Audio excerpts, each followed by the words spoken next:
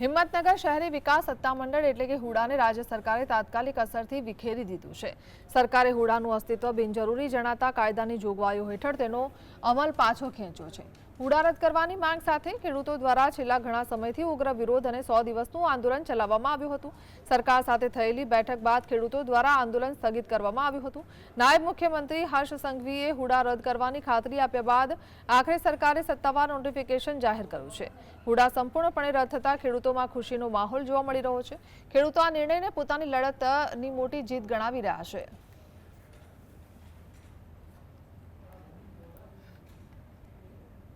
હિંમતનગરમાં આજથી હુડા સંપૂર્ણપણે રદ કરવામાં આવ્યું છે એની જાહેરાત આજરોજ સરકાર દ્વારા કરવામાં આવી છે।